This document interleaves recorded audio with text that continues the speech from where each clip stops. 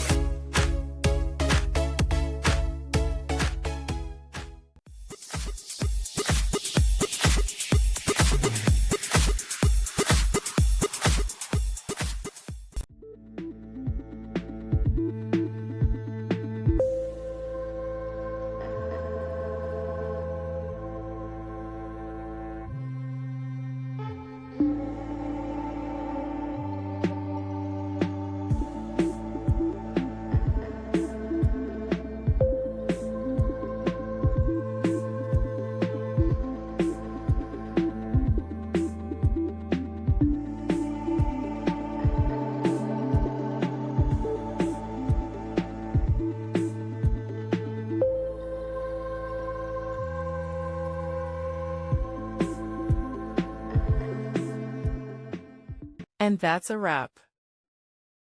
I hope you found the answer you were looking for. If you did, take a second to hit that subscribe button. It really helps out. And let me know in the comments which solution worked best for you. See you next time in the Debug Zone.